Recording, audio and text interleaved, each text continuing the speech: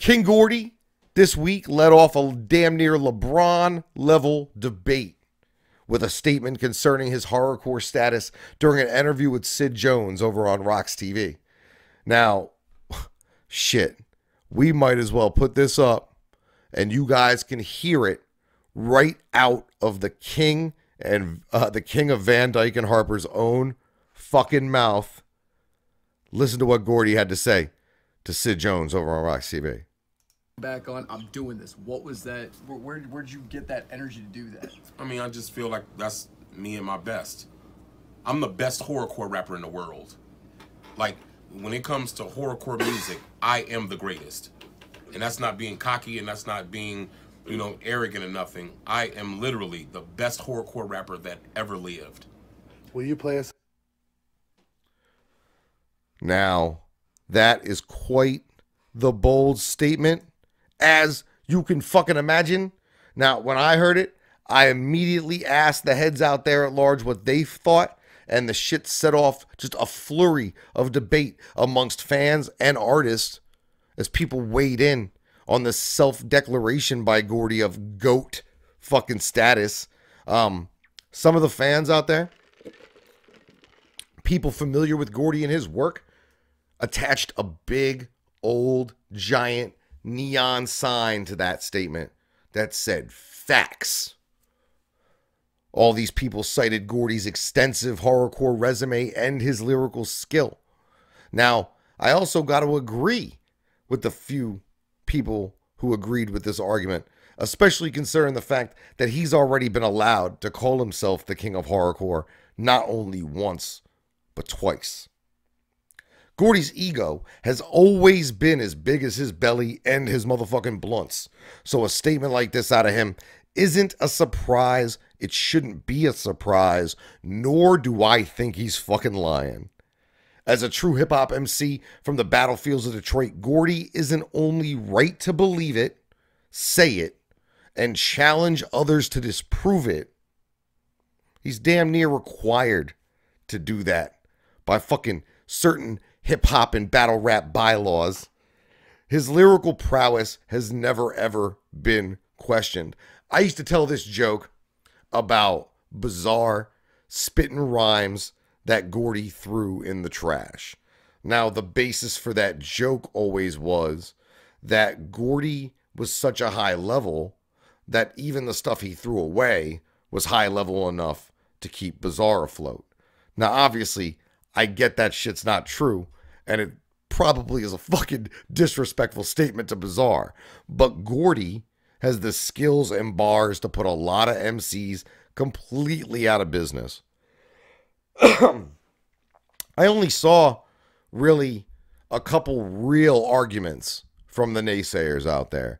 Now, a lot of those naysayers had the same argument, and the argument was a direct attack on Gordy's occasionally problematic and questionable content.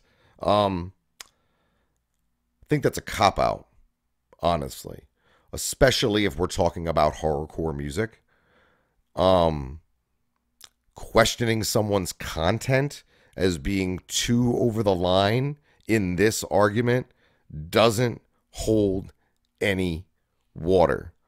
Now, some people went ahead and mentioned specific MCs. Brother Lynch Hung and X-Rated, those two names came up. I kind of agree with both those. Both those guys were seriously involved in certain stuff that they were rapping about, including being associates of an MC by the name of Big Lurch, who's probably the realest horrorcore rapper of all time, considering he killed a bitch and then ate her insides, like, for real, for fucking real. Only being, you know, second being Psycho Sam, pulling up that category. All right. Psychological Records came up. Necro and Hyde, been kicking that murder rap for a long fucking time. But I think that argument kind of opens that up to the entirety of New York-based underground music in the 90s.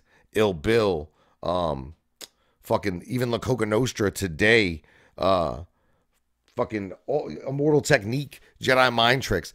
Any of those acts could be considered to some degree horrorcore. The horrorcore of realism. would be probably the way you could fucking describe that. Journeyman underground MCs Q Strange and Low Key, they came up in the debate. They both have lesser known but no less powerful discographies in the genre. They both do a good job of painting these horrorcore pictures. Q Strange, though, when directly asked about it, said that being king of horrorcore or the best MC in horrorcore is like being the smartest kid in the retard class. I think that's not a direct quote, but I think it's close.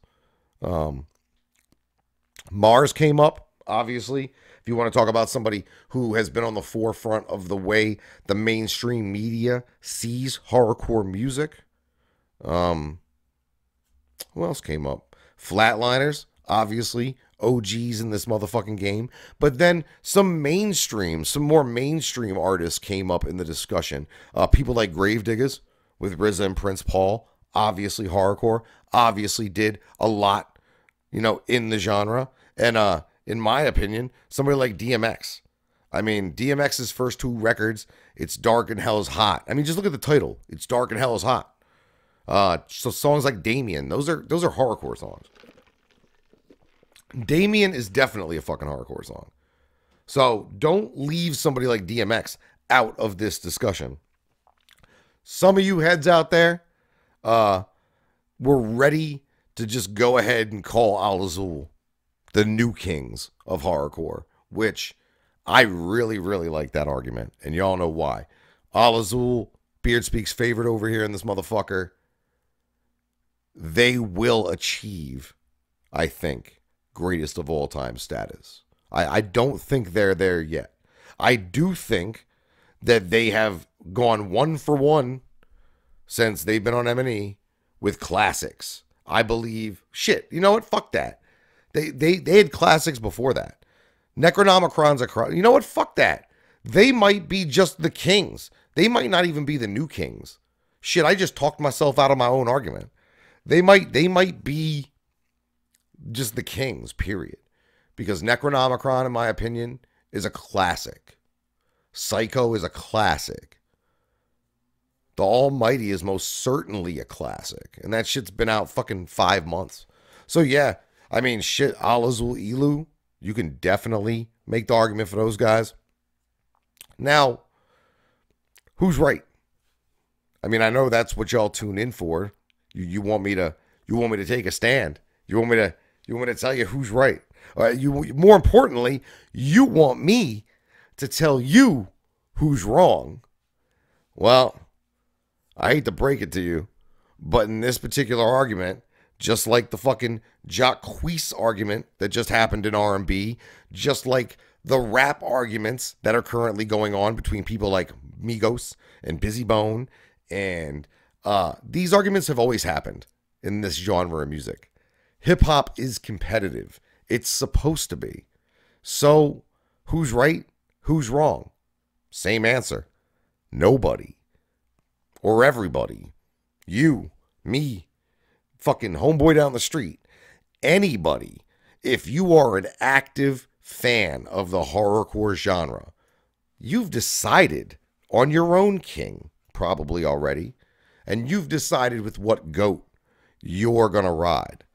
Now, this, like any other debate about art, any other debate about creatives and content, the subjective nature trumps almost any argument.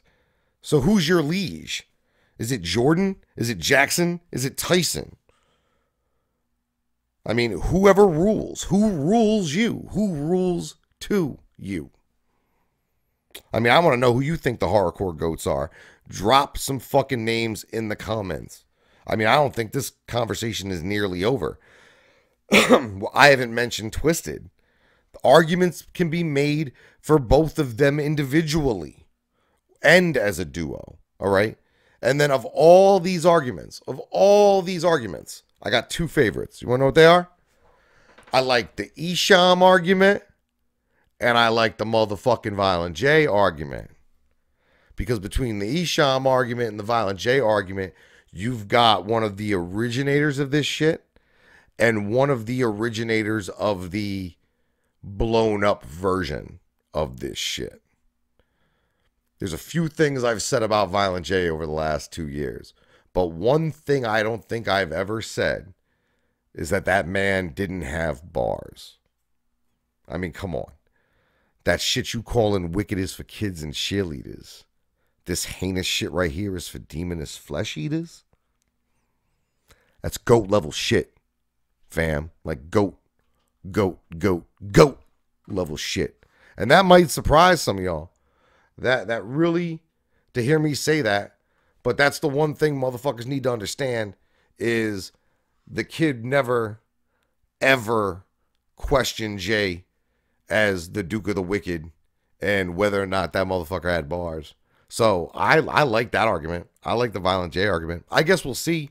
I know Jay got that Brother EP featuring Hulk Hogan on the art there on the CD. If anybody's got that joint, drop a comment. Let me know. I'd love to hear it. If anybody finds it on YouTube or something, let me know. I will not be able to attend any of the E&J shows. E&J are in town where I'm at the week of Astronomicon when I'm in Sterling Heights, which I think is just a happy little accident.